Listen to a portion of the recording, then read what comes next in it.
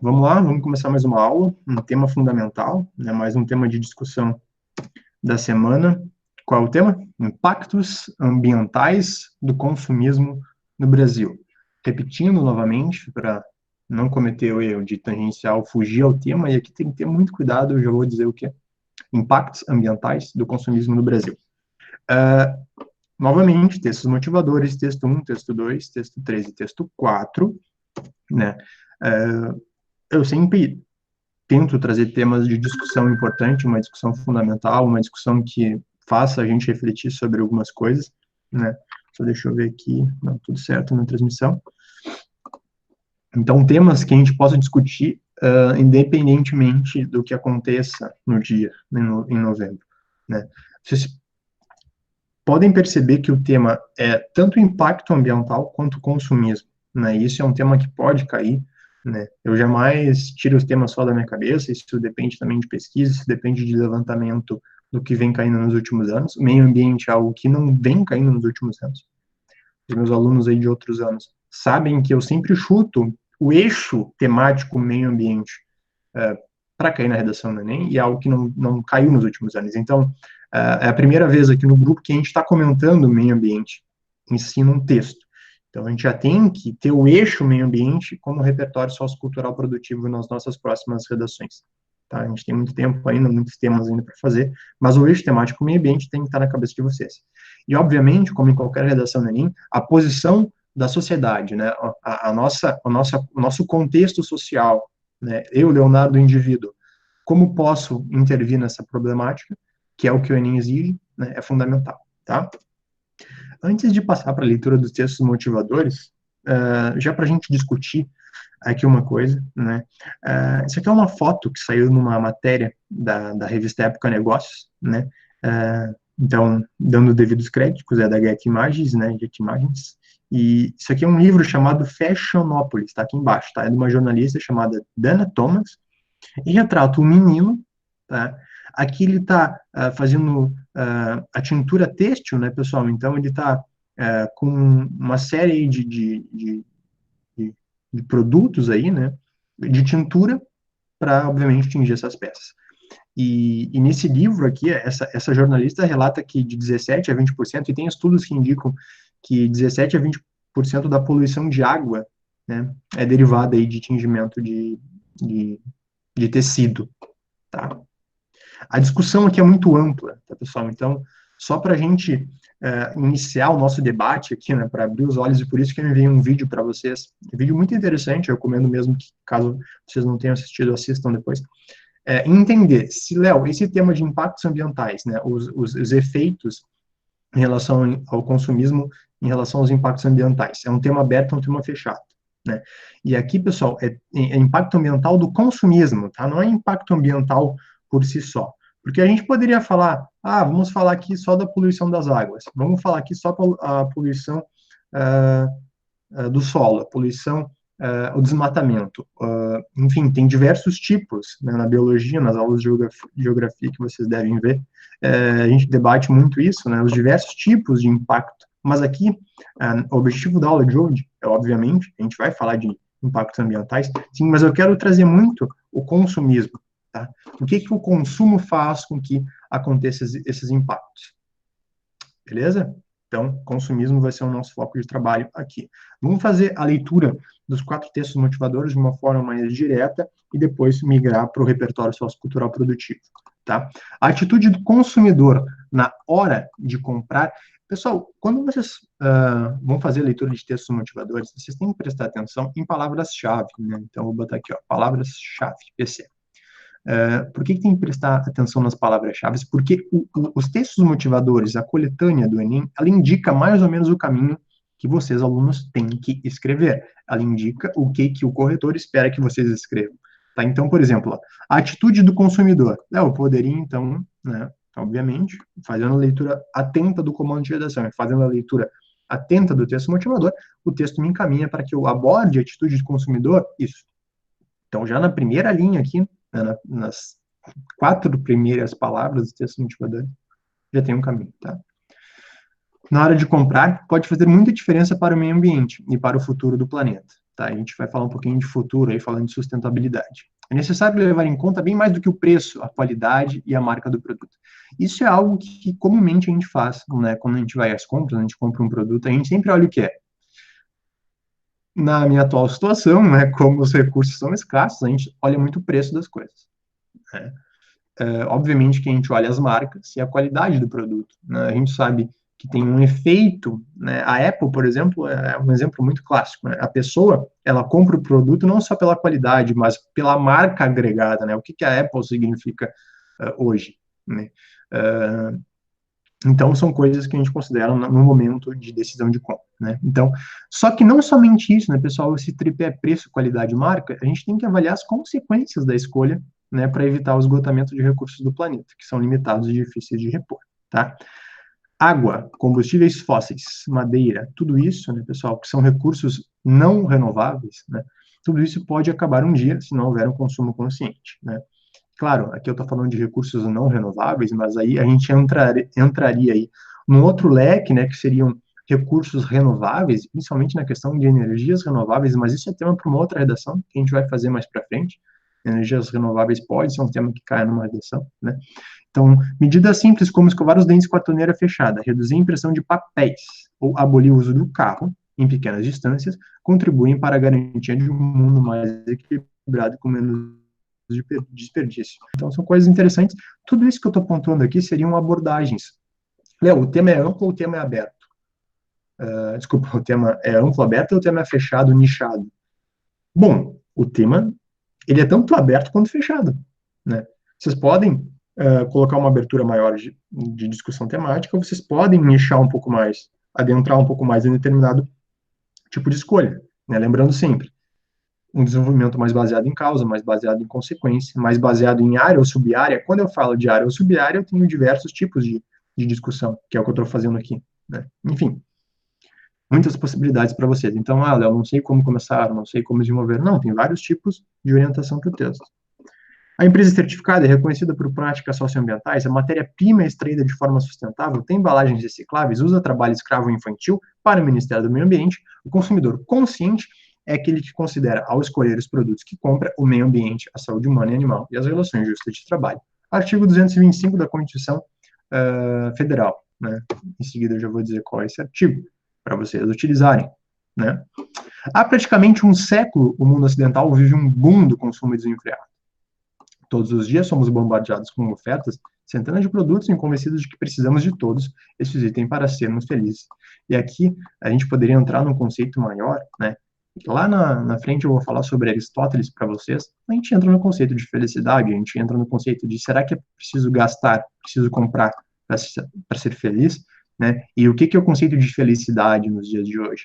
Será que a gente está fazendo uma busca interna ou a gente está fazendo uma busca mais externa para que essas coisas externas nos complementem, nos preencham, né? Então, são discussões interessantes a partir de um tema de redação. Criamos, então, uma sociedade do consumo, né, em que ter bens é uma maneira de criar vínculos. Então, a gente muitas vezes compra um produto para se vincular a um grupo, a se vincular a uma pessoa, a se vincular a uma linha de raciocínio, de pensamento, um eixo cultural, né? E fazer distinções de classe, enfim. Por isso, muitas vezes, compramos objetos não pela funcionalidade, nem pela necessidade, mas pelo status, né, para sentirmos incluídos em algum grupo. Esse excesso de oferta e de consumo nos levou ao que muitos especialistas chamam de sociedade do hiperconsumo. Tá? Sociedade do hiperconsumo. Logo em seguida, a gente vai também ver algumas coisas sobre isso. Que se caracteriza pela dependência emocional e psíquica do ter. Então, uma dependência emocional e psíquica do ter. Nesse sentido, muitas pessoas condicionam a própria felicidade ao comprar e acumular bens materiais. Vocês percebem isso, né? Ainda mais uma sociedade que cada vez mais a gente utiliza as redes sociais, a gente consegue ver a rotina da pessoa, né? Aquela exposição, né, dos casos de exposição a bens materiais, né? Não estou questionando se isso é certo ou errado, estou falando que existe mais e a gente consegue ter acesso a essas informações. Muitas vezes, né, fazendo até um parênteses, né, na antiguidade, as pessoas viviam em pequenas vilas, né? A gente sabia o que a outra pessoa fazia, porque a gente via, né, de forma presencial, de forma física. Hoje é o contrário, né? Cada um nas suas casas, com a sua privacidade, entre aspas, porque a gente não sabe até que ponto é privado ou não, já foi redação do Enem isso, né, os limites entre o público e o privado. Então, a pessoa, hoje, ela tem o poder de ficar escondida ou não. Né? Antigamente, as coisas pareciam, né, nas pequenas redondezas, aí podiam ser mais faladas, não que hoje não se fale fofocas, etc. Mas voltando. Nesse sentido, muitas pessoas condicionam a própria felicidade a comprar e acumular bens. Com isso, passamos a viver para consumir. Vocês conhecem uma pessoa, vamos lá, vocês conhecem alguém da família de vocês, algum amigo que ele tem que consumir para viver? A gente trabalha para quê? Para consumir mais? A gente está perdendo valores e experiências importantes? Será que a gente está trocando produtos por familiares e amigos? Né? Na contramão do hiperconsumismo surgiu a tendência do consumismo minimalista, que também é uma outra abordagem que vocês poderiam utilizar na redação do Enem, e que eu vou abordar logo em seguida, tá? 3. A vida na Terra está ameaçada. A necessidade de produzir riqueza e promover o crescimento econômico que se sobrepõe aos cuidados de sustentabilidade dos recursos naturais, tá? Que é o eixo da redação. Ah, Léo, vai cair Brumadinho na redação do Enem? É bem provável que caia um episódio específico, né? Da mesma forma que quando aconteceu o episódio, muita gente falava que poderia ser tema de redação. Obviamente não foi. Né? Poluir rios, desmatar florestas, emitir gases estufas, então não só a água, né, quanto a floresta, quanto o gás, né, a atmosfera, e usar fonte de energia que agridem o planeta de forma irreversível são práticas tão comuns que não se presta atenção no quanto são prejudiciais à própria vida. O Brasil é campeão em desmatamento, está entre as 5 maiores emissoras de gás de efeito estufa. Léo, poderia citar isso numa redação do Enem? Olha, de uma forma ou de outra, gases estufa estão relacionados a hiperconsumo, estão relacionados a consumo, seja qual ele for. Então, poderia colocar, mas assim, tem que ter muito cuidado com os dados, tá, pessoal? Até na aula de hoje eu não trouxe tanto dado, porque eu acho que é muito. Tem que ter muito cuidado aí, para não generalizar a questão do consumismo por o dado de meio ambiente, né? Então, eu prefiro trabalhar mais com os conceitos teóricos para esse tema, tá? Então, eu trouxe muito conceito teórico aí para a gente ter de capacidade argumentativa. Os países têm os maiores mananciais de água doce do mundo, a gente sabe que o Brasil tem isso, então os desafios são muito grandes, né? Uh, o impacto ambiental dos padrões de consumo brasileiro, rico em proteína animal, afeta o mundo todo. A indústria da carne é uma das principais responsáveis pelo aquecimento global, né? A questão da pecuária é muito importante, tá, pessoal? No consumo de água, por exemplo, né? No consumo de agrotóxicos, né? No desmatamento, né? No avanço aí, a gente fala muito do eixo ali amazônico, né? No avanço centro-oeste, né? Desmatamento para produção para manutenção do gado, né? Os animais, né, emitem muito metano, né, isso aí também é nocivo em relação à questão dos gases de efeito estufa, né. A questão dos lixões aí seria um outro eixo temático, tá, pessoal? Ou até a questão do impacto ambiental. O lixo seria um impacto ambiental? Seria um impacto ambiental, né? A questão é de que forma a gente vai abordar o lixo dentro da redação para que não faça desvio do tema tangencialmente ao tema. Seria uma microárea, uma sub-área? Seria. Né? Mas eu acho que lixo, pessoal, poderia ser um outro tema, assim, né? Eu acho que é um tema até interessante de caminhar, né? Não só o lixo que a gente produz em casa, mas, por exemplo, lixo eletrônico, né? Poderia ser. A gente percebe aí nos últimos anos que o Enem tem sido bem específico no comando, né? Vocês podem perceber no passado foi democratização do acesso ao cinema, não foi cinema. Né? A questão do meio ambiente talvez não caia meio ambiente, se cai um sub-eixo de meio ambiente, dos impactos ambientais. Pode cair na água, no solo, né, na atmosfera, no lixo, que seria solo, né? Então, há diversos microeixos, sub-áreas. Então, por que que eu trouxe o tema um pouquinho mais aberto, né?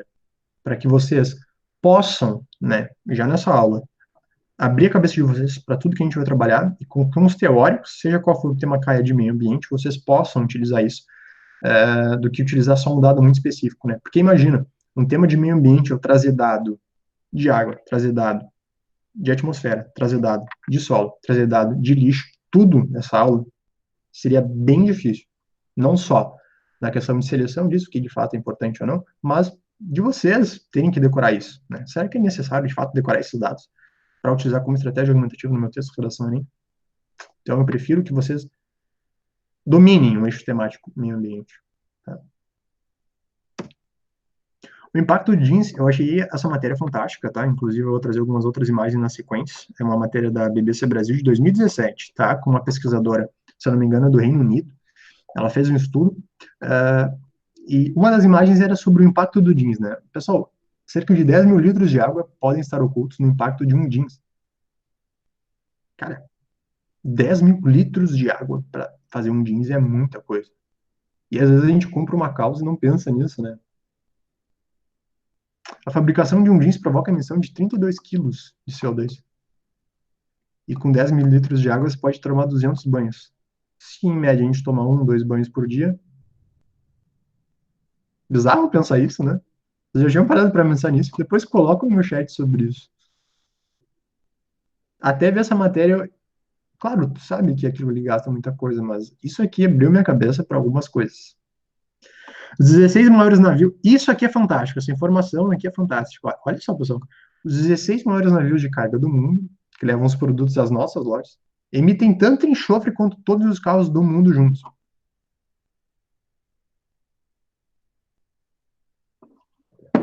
Léo, onde é que tá isso? BBC Brasil, só colocar lá, BBC Brasil, tem as referências no final da aula. Como entender e diminuir o impacto dos seus hábitos no meio ambiente? De roupas a comida, tá? De roupa a comida. Porque tudo isso é impacto no meio ambiente. Ah, Léo, mas eu tô falando de impacto ambiental no Brasil, né? O tema é no Brasil. Isso, queridos, vocês têm que voltar pro Brasil a discussão. Mas não importa, não tem importância se vocês, né, colocarem uma informação generalista e buscar o contraste, né? Falar de mundo e falar de Brasil, seja ele de forma similar, ou seja, olha, isso acontece no mundo, acontece também no Brasil, porque meio ambiente está interligado, né? Eu desmato lá, desmato aqui, o meio ambiente não é só ali, né? E então tanto de forma num contraste de similaridade quanto um contraste de oposição, né?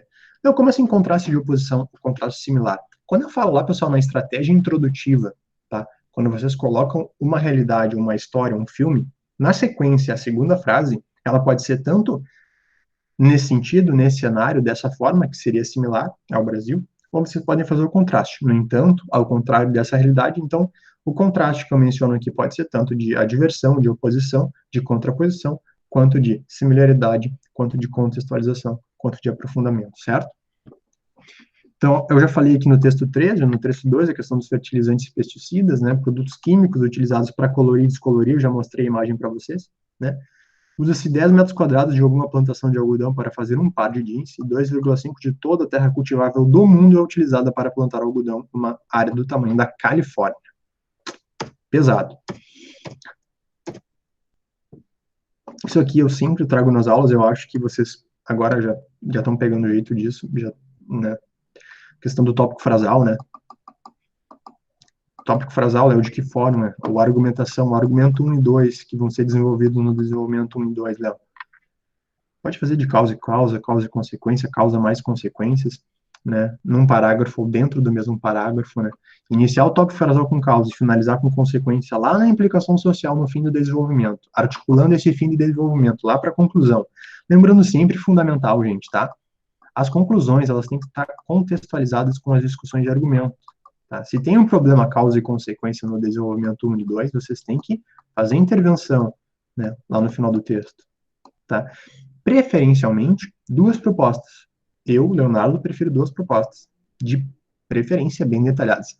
Léo, eu tenho pouca linha. Bom, se tu tem pouca linha, tu vai fazer uma bem detalhada e a segunda talvez não fique tão detalhada, mas tu vai buscar o detalhamento das duas propostas. Léo, uma só proposta bem detalhada, tá tudo bem? Olha, tá tudo bem, tá tudo bem. Pode pegar um corretor que considere que somente uma proposta seja interessante. O problema é que vocês têm que não sabe a cabeça do corretor, podemos pegar um corretor que ache que somente uma proposta não seja suficiente. E por isso que eu, Leonardo, recomendo duas propostas. Certo? Então, além de tudo, né, de causa e consequência, seja ela só causa no parágrafo, causa e consequência no parágrafo, sempre atentem para a questão de área, né, das sub-áreas. Nesse caso, estou falando de impacto ambiental, então poderia migrar para o lixo, poderia migrar para o solo, poderia migrar para a água, poderia migrar para o homem em si, né? A questão da causa do homem como consequência para o meio ambiente, causa e consequência de pensamento, poderia. Tá? Inúmeras possibilidades. Tá? Primeiro passo sempre fundamental, vocês utilizarem a questão de sinônimos, antônimos, hiperônimos, hipônimos, frases semelhantes no comando de redação. Então, o comando é impactos ambientais do consumismo no Brasil, impactos ambientais, consumismo e Brasil. 4 palavras-chave no comando de texto. Certo? Não, o que eu faço em seguida? Eu copio essas 4 palavras e busco utilizar sinônimos, hiperônimos, hipônimos, antônimos, frases semelhantes. Certo? Não vou ler aqui, né? Impacto, consequência, efeito, resultado ambiental, no meio ambiente, natural, natureza, recursos naturais, flora e fauna. Eu digo que não leio, mas eu leio.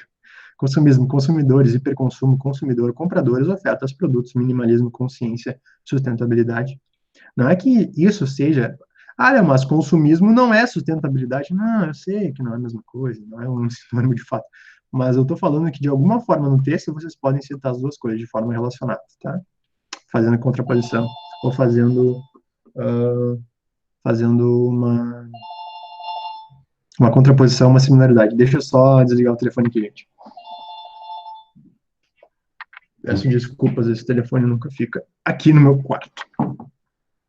Brasil. Então, Brasil, nacional, Estado, pátria, nacional, nação brasileira, brasiliense e brasílico. Então, sinônimos, hiperônimos, hipônimos, antônimos, frases semelhantes de qualquer uma dessas palavras. Pessoal, qual é a dificuldade do tema? Tá, é um tema bem complexo esse, tá? Eu acho que é um dos mais difíceis até agora, no sentido de argumentação, porque ele é um tema muito aberto. Eu disse que a redação do Enem é sempre o tema nichado, sim, eu disse, nos últimos anos tem sido mais específico. Porém, esse tema, ele é um pouquinho aberto, porque deixa sub-áreas, né? E por que meio ambiente é complexo? Por que consumismo é complexo? Né? De um lado, a gente tem as organizações, então a gente tem empresas, né? A gente vive uma sociedade capitalista, né?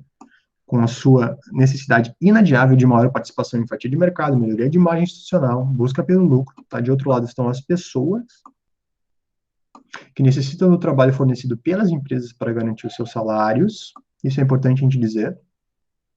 Se não existe empresa, e a questão aqui no Brasil, né, a gente tem muita microempresa, né, os microempresários individuais, que inclusive agora numa crise de Covid, existe possibilidade, muitos deles fechando negócios, né, e ao mesmo tempo muitos deles agora entrando na questão do auxílio emergencial do governo, né, que eles buscam, obviamente, a sobrevivência, né, pessoal? Além disso, as pessoas precisam atender às suas necessidades, e aqui é necessidade, quanto a necessidade básica do indivíduo, né, uma necessidade básica do indivíduo, quanto a uma necessidade de consumo mesmo, na questão de felicidade. Essa felicidade pode ser falsa? Pode, ela pode não estar ligada ao nosso eu profundo, digamos assim, sim. Mas a gente sabe que o consumo traz algo legal, assim, é bom comprar, vocês sabem que é bom comprar, né? A questão dos impostos é importante para o governo também, né? Então, entre os dois agentes, tanto empresas quanto pessoas, está o meio ambiente. Então, a gente tem empresa, a gente tem pessoa e a gente tem meio ambiente, todos andando lado a lado. Tá? Isso aqui vocês devem conhecer, tá? São os 17 Objetivos Sustentáveis da ONU, né? Isso aqui foi criado, se eu não me engano, em 2015, tá? 2015. São 17 eixos, assim, então. Quais são esses objetivos sustentáveis, né? Não, mas tu está falando de sustentabilidade aqui. O que é sustentabilidade para a ONU, né? Eu acho bem interessante essa definição da ONU, né? É aquele que satisfaz, a sustentabilidade é aquilo, né, que satisfaz as necessidades presentes, tá? Sem comprometer a capacidade de gerações futuras de suprir suas próprias necessidades, né? Então, assim como uma redação no Enem, né, assim como uma linha de raciocínio, a gente sempre tem passado, a gente tem presente, a gente tem futuro, né? Não é sigla de banco, não é nada, é PPF, é passado, presente e futuro. A gente tem um passado que a gente não pôde trabalhar com ele, a gente tem resquícios socioculturais, a gente tem um presente que nós aqui estamos numa online, nós aqui estamos consumindo, né, no ano de 2020, porém, a gente tem um futuro e a gente não sabe o que o futuro nos guarda, né, o que a gente está fazendo no presente para esse futuro. Léo, quais são os 17 objetivos, né? Erradicar a pobreza, acabar com a fome, vida saudável, educação de qualidade, igualdade de gênero, água e saneamento, energias renováveis, trabalho digno e crescimento econômico, inovação e infraestrutura, reduzir desigualdade com cidades e comunidades sustentáveis, produção e consumo sustentáveis, combater a alteração climática, oceanos, mares, recursos marinhos, ecossistemas terrestres, biodiversidade, paz, justiça, parceria para o desenvolvimento. Vocês podem perceber que, dentre desses 17 eixos, e poderiam ser trabalhados algum desses eixos na redação, obviamente que sim, vocês poderiam escolher um ou outro para trabalhar aí. De uma forma ou de outra, eles estão, obviamente que, por exemplo, igualdade de gênero, não vou trabalhar diretamente com impacto ambiental, mas, de alguma forma ou de outra, esses temas estão ligados a impacto ambiental. Então, poderia ser um eixo temático, Léo, por exemplo, né, a questão de oceanos, mares, recursos marinhos, já falei da água hoje, né? A questão das alterações climáticas, sim, poderia. A questão de energia, poderia, enfim, uma série de eixos a serem trabalhados, mas aqui não só de trabalho, né, pessoal, que a gente possa alertar essa discussão. Artigos, né? Artigos 225 da Constituição Federal, né? Artigo 225 da Constituição Federal. Todos têm direito ao meio ambiente. Pessoal, seja qual for o tema de meio ambiente, vocês podem citar o artigo 225 da Constituição Federal. Todos têm direito ao meio ambiente ecologicamente equilibrado, bem de uso comum do povo e essencial à sadia qualidade de vida. Impondo-se ao poder público e à coletividade, importante, tá, pessoal? Poder público envolvido e coletividade envolvida, tá? O dever de defendê-lo e preservá-lo para as presentes e futuras gerações. A questão de presentes e futuras gerações também entra aqui o conceito de sustentabilidade. Então, tudo isso está interligado. O artigo 225 da Constituição Federal, né, Constituição Cidadã de 88, muito importante, né? Como é que começou esse debate, Léo? Quando é que começou a falar sobre consumismo, o impacto do consumismo? Né? Porque, assim, impacto ambiental sempre teve, né, Léo? Sim, sempre teve. Desde a chegada dos portugueses no Brasil, na construção do território. Na verdade, até antes, né, pessoal? Os povos que aqui viviam, que viviam em outras partes do mundo, já impactavam o ambiente de alguma forma. Mas aqui eu estou falando do consumismo e da exacerbação, dos impactos ambientais frente ao consumo, principalmente aí nos últimos anos após a Revolução Industrial, tá? Em 1962 foi publicado, então, esse livrinho aqui, ó, Silent Spring, né, Primavera Silenciosa, de Rachel Carson, que expunha, então, o DDT, né? O DDT é um tipo de inseticida, tá, gente? Então, foi, assim, uma das primeiras vezes, tá, que começou a se discutir o quanto esse consumismo de um inseticida poderia gerar para o meio ambiente um efeito, né? Aqui, na época, eles tentaram perceber de que forma o DDT, né, impactava em terra, mares, rios, ares, por parte dos muitos países. Pera aí, Léo, por que você está falando essa bobagem? Primeiro, estou contextualizando o tema. Tá? Segundo, isso aqui poderia ser uma estratégia introdutiva. Tá? Ah, Léo, mas eu não gosto muito de livro, tudo bem. Vocês preferem filme? Beleza, a gente já vai falar de filme na sequência, uma lista de filmes para vocês citarem. Tá? A questão aqui é a gente abrir o mapa, abrir a cabeça para seja qual for o eixo temático que se cai em meio ambiente. Tá? Em 1968, aí 6 anos depois, foi criado o Clube de Roma, com o objetivo de estudar o impacto global das alterações dinâmicas entre poluição industrial, população e o dano no meio ambiente, tá, pessoal? É o consumo de alimentos e o uso de recursos naturais, tá? Em 1972, né, vocês já devem ter estudado isso aqui, né? A Conferência das Nações Unidas sobre o Meio Ambiente Humano em Estocolmo, tá, na Suécia, que apontou como representantes de 113 países, 250 organizações não governamentais e vários organismos da ONU. Tá? Então, na década de 70, ali, começou a ter mais preocupação em relação ao impacto do homem sobre o meio ambiente. Os termos globais, a inserção definitiva de questões ambientais como limitante ao desenvolvimento, ocorreu com a divulgação do relatório Nosso Futuro Comum, em 1887, tá? Pela Comissão Mundial de Meio Ambiente, também com a realização. Essa aqui é clássica, né? A Conferência do Rio de Janeiro, né? Em 92, a Rio 92, né? A Conferência Mundial para o Desenvolvimento e Meio Ambiente no Rio de Janeiro, no qual o conceito de desenvolvimento sustentável, vocês obviamente já escutaram isso, foi apresentado como uma das saídas para o impasse decorrente da necessidade de continuar o crescimento econômico, considera a possibilidade de esgotamento dos recursos naturais. Tá? Léo, então tu me falou ali mais ou menos que no início ali da década de 60, teve estudo sobre o DDT, depois ali na década de 70 teve uma reunião na Suécia, depois aqui no Brasil, ali na década de 90, né, começou a se debater mais isso mais próximo dos anos 2000, pois é. Né, então é algo recente, de certa forma, que a gente tem cada vez mais discutido. Né? Agora, como eu já disse para vocês, Léo, eu vou falar mais de mundo, eu vou falar mais de Brasil. Vocês podem fazer as duas coisas, obviamente que a redação, aqui eu estou falando de Brasil, então foquem em Brasil, né? Obviamente, se possível, né, falar do Brasil. Mas, é claro, fazer um contraste de forma, né, antagonista ou de forma semelhante, como eu falei para vocês lá, trazendo uma realidade de outra área do conhecimento, de outro país, né, para cá. Esse instituto aqui, pessoal, é um instituto bem importante, tá? No conceito de consumismo no Brasil, no conceito aí de consumo, impacto, né? Eles fizeram uma série de pesquisas, né? E essa pesquisa aqui é de 2018 e fala um pouquinho sobre qual é o perfil de consumismo do brasileiro. Já que eu estou falando de impacto ambiental do consumismo, eu tenho que entender, pessoal, do consumismo e o impacto, né?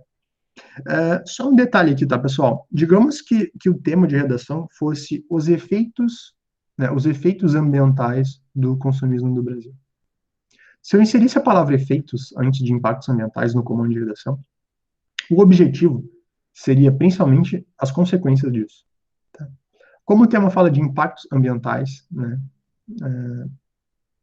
direto, eu posso falar um pouquinho de causa e consequência, não só focando o texto em consequência, tá? Mas seja lá qual for o tema, o comando em si, nosso objetivo aqui é discutir sobre ele, tá? O grau de consciência de consumidores brasileiros é categorizado estatisticamente nos seguintes perfis, tá? O consumidor ele pode ser indiferente, iniciante, engajado e consciente. Se vocês estranharem esse que eu faço, isso é algo que eu faço desde 2018 nas aulas presenciais aí, e apareceu com um grupo de alunos aí. Vamos lá. A partir deles considera-se, então, enfim, isso aqui não interessa muito. O que interessa mais, a parte principal aqui que eu queria focar é essa parte final aqui, tá? O maior nível de consciência tem viés de idade, tá? De qualificação social e educacional, tá, pessoal? Ou seja, entre os mais conscientes, 24% têm mais de 65 anos, 52% são de classe A e B e 40% possuem ensino superior. Tá? Então, obviamente, tem uma inclinação de pessoas com maior índice socioeconômico, com maior índice de escolaridade, né, que essas pessoas tenham esse pensamento mais rebuscado em relação ao consumo consciente e tal, até porque não é só colocar comida na mesa, a pessoa pensa em outras coisas, certo? Essa aqui é a pesquisa ainda da BBC, tá? A pesquisa ainda que a gente conversa sobre o jeans, lá, naquela nossa conversa sobre o jeans, que foi muito interessante. Quantos litros de água, pessoal? Quantos banhos? Né? Segundo a pesquisa, né? Só 29% do nosso impacto é visível. Tá? 71% do nosso impacto está oculto. Olha, mas a gente está tendo aula pela internet aqui, o nosso impacto é bem pequeno, calma. Né? O impacto de produzir um laptop, né? E não é só a questão da produção do laptop, né? Então, aqui, ó, a questão do aquecimento global, dos químicos tóxicos, material particulado, perda de biodiversidade, né? A mineração e produção, eu transporto isso através de navios, né? Muito enxofre, né? Questão da embalagem, questão do uso, está conectado na minha internet, está conectado na energia elétrica, a energia elétrica está vindo de algum lugar. Vocês sabem que a energia elétrica pode vir de diversas formas, hidrelétrica, né? Pode vir de termoelétricas, pode vir de usinas eólicas, enfim. Depois, não só tem a questão do descarte, aqui seria um outro eixo temático para Enem, outro tema especificamente, na verdade, seria lixo eletrônico, por exemplo, né? Quantos litros de água estão nos que você come, né? Pessoal, um copo de leite, né? Tem quantos litros de água, né? 225. Queijo para uma fatia de pão tem 100 litros. Uma porção de carne suína de 120 gramas tem 630 litros. Uma porção de carne bovina, que eu disse, ó, o grande consumo aí de água é para bovinos. Cara, uma barra inocente de chocolate aí, pessoal. Né, um ovo, uma porção de frango, uma porção de arroz, uma xícara de chá, uma xícara de café, uma fatia de pão, uma porção de batatas. Então, assim, a questão oculta do consumo de água, por exemplo, que seria um impacto ambiental do consumismo. Eu não estou dizendo que a gente não vai se alimentar. Não estou dizendo isso, só estou falando que O consumo está oculto, né? O impacto ambiental está oculto. Isso poderia ser uma abordagem de desenvolvimento, tá? Como compensar a poluição de uma viagem de 6,5 horas, né? Em relação ao número de árvores necessárias para compensar as emissões de CO2. Então, 6,5 horas, né? Que isso dá mais ou menos aí 110 quilômetros de bike, 650 quilômetros de metrô, de carro, isso aqui de avião, né? 0,817, 143 número de árvores necessários para compensar as emissões de CO2. É complexo, né? Léo, no Brasil, né, a questão de industrialização, né, a questão de industrialização. Quando é que começou no Brasil, né, pessoal? Aqui falando um pouquinho de história, a nossa aula tem um pouquinho de tudo, né? Falando aqui de história para vocês. Ali na década de 20, né, 1914, 1918, a taxa anual de crescimento da indústria brasileira aproximou-se aí de 8,5%. Se em 1880 o número de operários era de 54 mil, em 1920 passou a ser de 200 mil. Não, mas por que que tá botando história no texto aqui? Pessoal, estratégias introdutivas, estratégias argumentativas.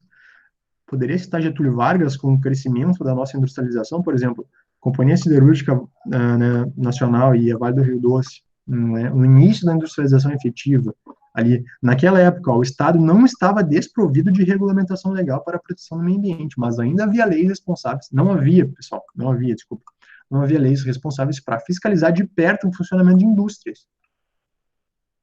Então, como eu falei, passado, presente e futuro, eu estou falando aqui de passado. A gente vai discutir presente e futuro, são as medidas que a gente vai tomar a partir dessa aula. Será que vocês vão repensar alguns hábitos que a gente tem? Não sei, essa é a discussão. A década de 50, aqui já com Juscelino Kubitschek, né, um plano de metas lá, 50 anos em 5, né, pessoal? O Brasil aqui teve um boom, né, principalmente com a entrada de capital externo, né, aqui, ó, a gente passou do setor de consumo para a questão de bens intermediários, bens duráveis, carros eletrodomésticos entrando aí de forma mais pesada, né, enfim, possibilidades de contextualização, né, para o meu texto, né.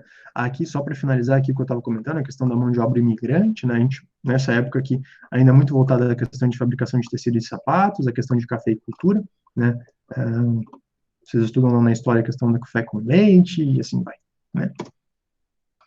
O ambiente em pauta, como eu falei, ele começou mais na década de 70, né, na década de 70, um pouquinho antes em relação àquele estudo que eu mencionei para vocês, né. A industrialização estagnou-se devido às crises econômicas de dimensão global, tá? As fábricas migraram para o interior, a gente fala muito isso, né, da questão de interiorização, né, principalmente em busca de o quê? Menos impostos, mais recursos, né, mão de obra mais barata, né, isenção de impostos daqui, né. Questionamentos, então, sobre o modelo industrial vigente, o excesso de poluição e degradação ambiental pautavam as reflexões sobre a evolução industrial no mundo, tá? 1987, no relatório de Brundtland, então aí seria mais uma possibilidade de repertório para a redação. Né? A década de 90 é marcada por mudanças tais como a globalização, o surgimento e a polarização da internet e o neoliberalismo. Tá? Obviamente, né, pessoal, hoje com a possibilidade de internet, a gente tem acesso muito fácil às informações e, obviamente, podemos discutir os temas de forma mais aberta. Né? A Eco 92 eu já mencionei com vocês, na qual surgiu a Agenda 21, um programa que visava o desenvolvimento, né, mas aquelas questões idealistas, eu posso falar de ineficácia do Estado, eu posso falar de ineficácia dos países, obviamente, porque é uma questão complexa, os países dependem de dinheiro, e essa discussão aqui, o ambiente está em pauta, sim, ele está em pauta, mas até quando a gente vai continuar agredindo, ou agredindo mais, agredindo menos, eu acho que é um caminho que dificilmente a gente vai conseguir impedir, né? Não tem mais como impedir, a questão é dos nossos hábitos, né, e eu acho que seria um eixo temático muito interessante da gente tratar, como é que os nossos hábitos individuais, né, que cada um de nós pode realizar mediante tudo isso que está acontecendo, né. Há alguma chance de mudar? É algo que há uma chance de mudar, né, surgiu o Rio Mais 20 aí, né, no ano de 2012, né, que tinha como objetivo, né, a gente falava, será que aqueles sonhos lá, né, da Eco 92, que também foi no Rio, né, agora na Rio Mais 20 em 2012, né, passou aí 20 anos, né, do encontro, será que mudaria alguma coisa? Só teoria, né? Os debates sobre a evolução do consumo, da produção agroindustrial, né, degradação do meio ambiente tem novas perspectivas, tá? Em 2015, a ONU lançou a Agenda 2030, então eu já falei para vocês das 17 metas, né? Então essa agenda aqui, claro, até 2030, a gente está em 2020, teria mais 10 anos aí para buscar aquelas metas, né? Léo, quais são os impactos, né? Porque no comando de redação, especificamente, dizia lá, né? Impactos, isso. Cara, tem muito impacto, né? Tem esgotamento de recursos, tem mudança climática, tem sofrimento animal, tem poluição de água e ar, destruição de habitat, insegurança alimentar, abuso de direitos humanos. Vixe, 3 pontos aqui, porque tem impacto sobre a pessoa, tem impacto sobre o indivíduo, tem impacto sobre a indústria, né? Mas, obviamente, o impacto, né, o eixo temático de consequência em relação ao meio ambiente. Então, por isso que eu trouxe esse aqui. Mas, claro, né, causa e consequência, eu estou falando aqui de causa pessoal, né, como nós podemos, né, mudar alguns hábitos ao meio ambiente. Abordar aqui a questão do minimalismo, né, o que é o minimalismo, né?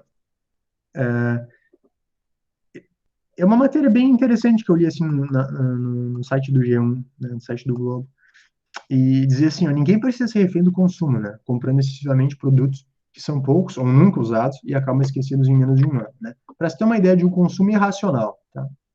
Uma pesquisa publicada pelo Daily Mail, né, um jornal importante lá do Reino Unido, afirmou que as mulheres do Reino Unido possuem cerca de 105 peças de roupas e das quais 20 nunca foram usadas.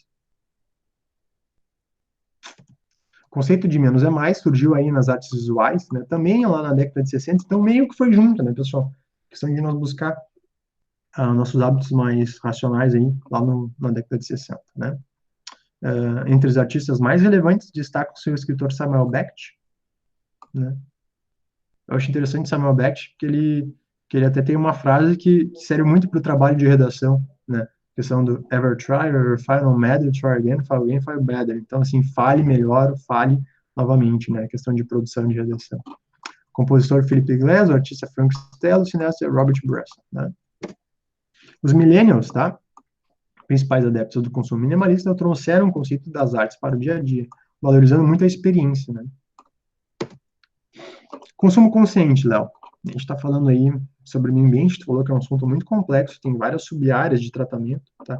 Tu trouxe aqui novamente um eixo de discussão do Instituto Acato, aquele mesmo que fez a pesquisa lá em relação ao consumo do Brasil, que falou sobre a ligação do poder econômico de classes sociais maiores, né, com mais ensino em relação a essa preocupação. 6 perguntas conscientes: por que comprar, o que comprar, como comprar, de quem comprar, como usar, como descartar, tá? Aqui nos Estados Unidos, né, 70% dos norte-americanos também do mesmo instituto, olha só como eles fazem pesquisa sobre isso. 70% dos norte-americanos reconhecem que muitos dos problemas mundiais relacionados ao meio ambiente são consequência do seu consumo intenso. 91% dos norte-americanos acham que seu modo de vida gera mais resíduos. 85% acredita que são necessárias grandes alterações no seu modo de vida para proteger o meio ambiente. Tá? Perdão, pessoal, acho que essa pesquisa não foi da Acato, tá? Mas tá no site deles, aqui, ó. Estudo do Center for a New American John, tá? Então, algumas perguntas, né, do conceito de minimalismo e do consumo consciente, que é muito parecido. Qual é a razão da compra, tá? Por necessidade ou por impulso? Qual item que será comprado? É de boa qualidade ou será descartado? Como será usado? Como é que é a cadeia de produção do produto? Como será comprado? Qual a forma de pagamento? Será que eu preciso criar dívida? Qual a forma de descarte do produto vai gerar mais lixo? Poderá ser reciclado, tá? Falando sobre consumo de massa, tá? Percebam a densidade que a gente está trabalhando. Eu quero que vocês abram a cabeça para vários temas, tá? O nascimento do mercado de massa, tá? Iniciado nos anos de 1880, tá? Se consolida na primeira metade do século XX. Ó, no lugar de pequenos mercados locais, que é justamente o que eu estava falando para vocês, a gente reaproximar, né? Muitas coisas a gente se reaproxima ao que a gente já viveu, né? É muito interessante a nossa história perceber isso, né? A gente não tinha aparelhos eletrônicos, vieram os aparelhos eletrônicos. Agora a gente quer sair dos aparelhos eletrônicos e voltar. Não, não que a gente não vai ter isso, né? Mas a gente percebe algumas linhas de pessoas que têm deixado o celular um pouco de lado para voltar coisas, por exemplo, mercados locais, a compras em mercados locais, né? A economia colaborativa, a economia orgânica, né? O alimento orgânico tem crescido bastante. Isso é um outro tema muito interessante de redação, que provavelmente a gente vai produzir, questão do consumo orgânico, né? Se constituem mercados nacionais possibilitados pela modernização da infraestrutura de transporte e comunicação, né? Aqui houve, então, essa migração, né? É uma fase de construção cultural que requer educação dos consumidores. Então, ir às compras se torna passatempo e estilo de vida de classes médias, tá? Aqui, então, ali, no finalzinho dos anos 1900, tá? Aqui a gente fala, então, uma sociedade de abundância, tá? Construída ao longo de 3 décadas pós-guerra. Então, pós-guerra, multiplica-se por 4 o poder de compra dos salários, o crédito se expande, então, a expansão do crédito, dos cartões de crédito, dos limites, né? E uma parcela crescente da sociedade passa a ter acesso a produtos até então restritos às classes abastadas. Carro, TV, eletrodomésticos, supermercados e hipermercados se expandem, né, velozmente, diminui o tempo de vida das mercadorias. Aqui tem um conceito muito interessante que é a questão da obsolescência programada. Vocês já escutaram esse termo, obsolescência programada? Poderia cair numa redação do Enem também. É um viés aqui que a gente já está trabalhando que poderia cair naquele tema. Né? Que se diversificam, se renovam e criam um complô da moda. E aqui, nossa fase hiperconsumo, né? Em que o consumo se associa de forma cada vez mais forte aos critérios individuais. Então, eu tinha falado da Apple, eu tinha falado da Nike, né? A ansiedade pelo consumo cresce, juntamente com a necessidade de consumir, tá? E assim vai. Aqui entraria até numa questão de, já entrando assim para a proposta de intervenção, né? A questão dos 5 R's poderia vir aí na questão. Obviamente, aqui na proposta de intervenção, mas poderia também vir aí como um desenvolvimento, né, falar sobre repensar os nossos hábitos, reduzir o nosso consumo, recusar também, né, reciclar, reutilizar. Então, 5 R's aí muito interessantes, né. Obviamente, Léo, como eu vou usar tudo isso que tu está falando até agora, como eu vou usar essas informações? Vocês têm que escolher 2 eixos de trabalho para cada um dos desenvolvimentos. Fazer um D1, focado em um determinado tema, uma determinada área, uma determinada causa, uma determinada consequência. Tá? Eu gosto muito de filmes, né? Tu falou sobre filmes, isso, eu falei sobre filmes. Ilha das Flores, de Jorge Furtado, acho que seria um grande filme aqui, tá, pessoal? Vocês já viram esse filme? É um filme bem antigo, tá? As professoras costumavam até passar nos colégios, tá? Os professores. Eu assisti em colégio isso há muito tempo. Extraordinário é um filme brasileiro, um filme muito bom, tá? Ali da Água, Xingu. Xingu é um filme brasileiro também, Sal da Terra. Um fotógrafo muito famoso, né? Salgato. Para Onde Vai o Nosso Lixo também é outro filme, aqui falando bastante de lixo, né? Percebam como o lixo está presente nos filmes aí também. Léo, intervenções para o tema, tá? Discussão sobre o tema, tá? Inserção de uma disciplina como meio ambiente e ética na matriz curricular, tá? Escolas mais responsáveis e famílias mais responsáveis, tá? Eu acho que seria também um debate interessante. Aproximar o produtor do empresa, consumir produtos locais, tá? E aqui, indo para a parte final da aula, mas falando aí do que a gente poderia trabalhar em relação a teóricos, né, que eu falei que eu acho que seria um encaminhamento interessante. A questão de ineficácia do Estado, obviamente, iria contrária aqui ao artigo 225 da Constituição, como a gente já trabalhou. Eu poderia trazer Montesquieu aqui, né, eu acho que cairia bem, né, e de alguma outra forma, Hobbes, Rousseau, Locke, então, uma questão, né, aqui, ó, o fato das instâncias governamentais não conseguirem resolver os problemas, não de saúde pública, perdão, mas de meio ambiente, né, que eu acabei pegando da outra aula, e então a questão do meio ambiente, que está no artigo 225 da Constituição Federal, né. Léo, poderia citar fato social de Durkheim no meu texto? Poderia.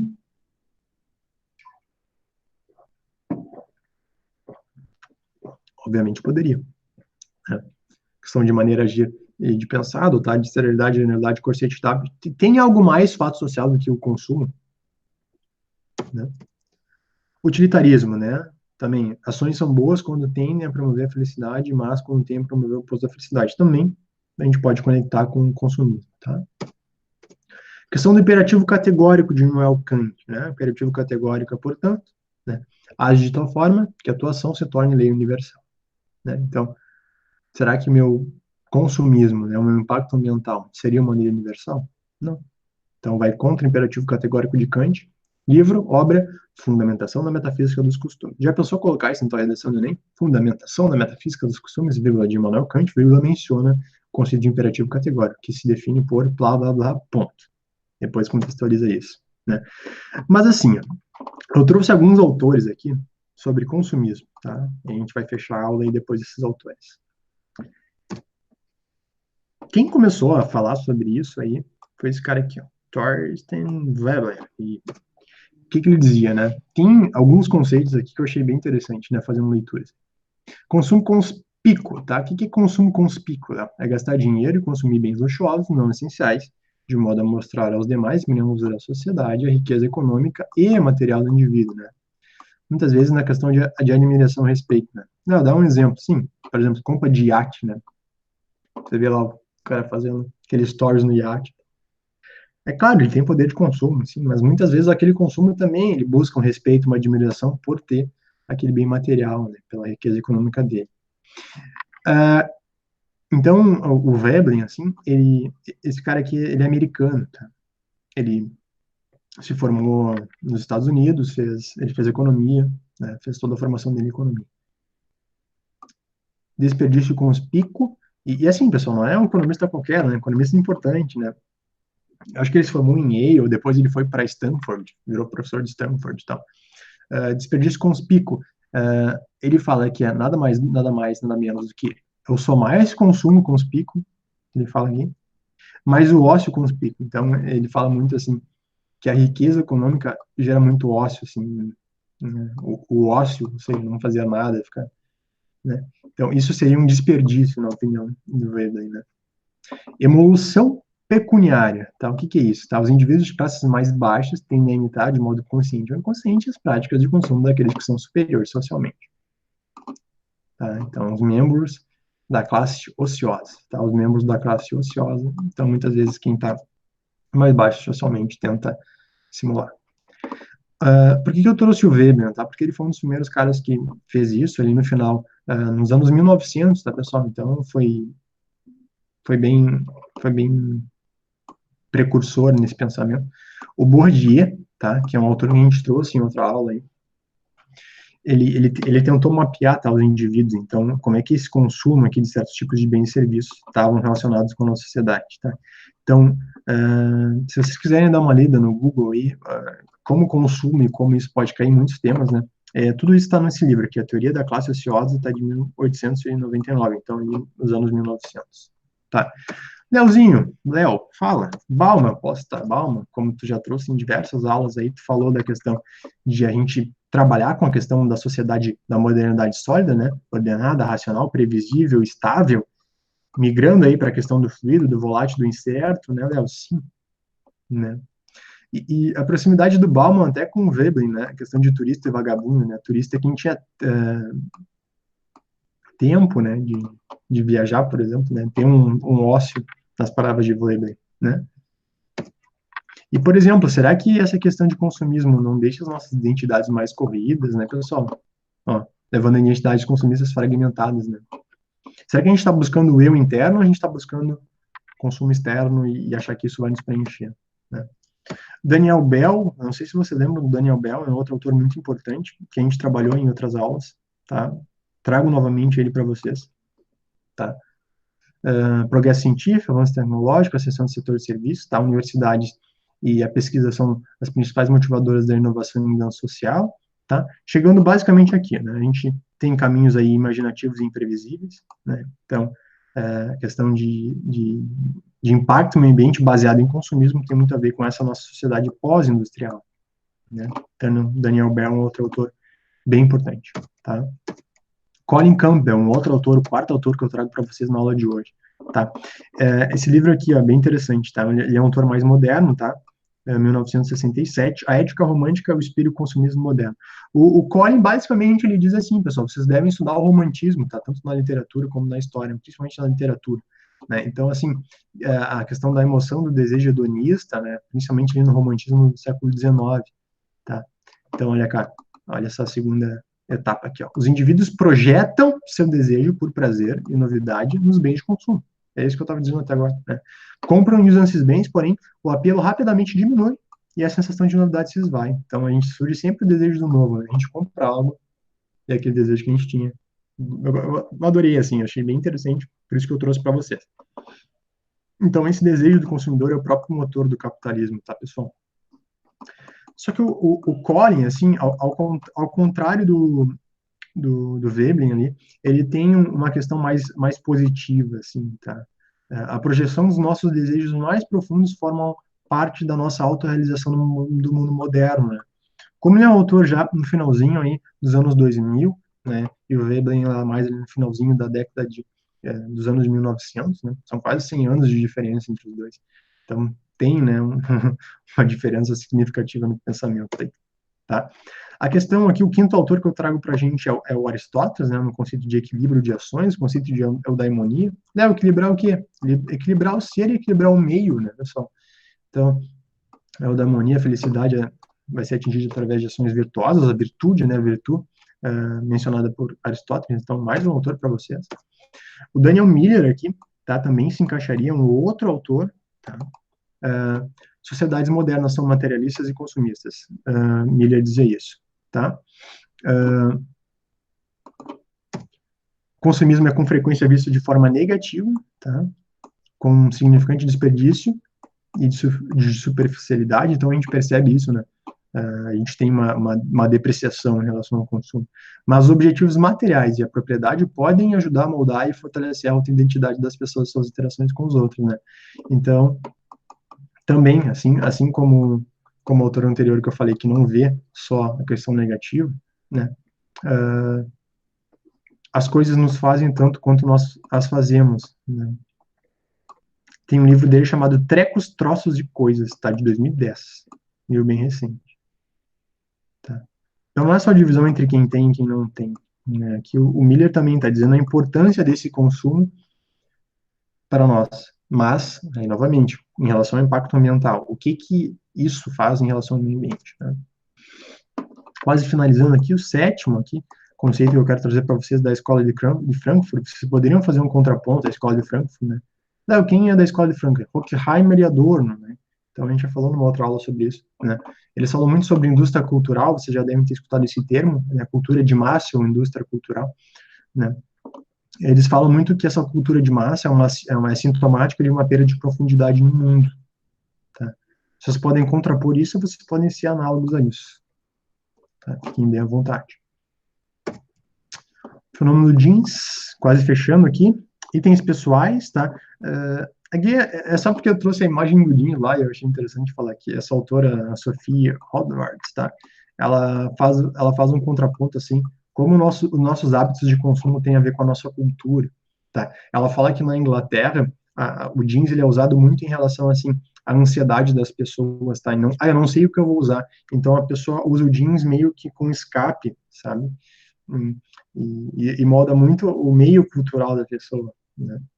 As escolhas delas refletem a escolha da roupa. E ao mesmo tempo, aí eu achei que foi um pouco preconceituoso até o que eu li assim, em relação ao Brasil, que as mulheres usavam os jeans para demonstrarem aí, seu físico, né? E mostrarem aí, ao contrário dos ingleses, que, né, são mais sérios e tal. Então, não gostei muito, mas eu trouxe assim em relação a como o jeans, né, reflete um pouco da cultura, como a roupa, né? Como o consumo reflete um pouco da nossa cultura, né? Cada país tem uma cultura diferente de consumo, cada pessoa consome de uma forma diferente, enfim. Olha só a quantidade de referências aí que eu trouxe para vocês, né? Cansei.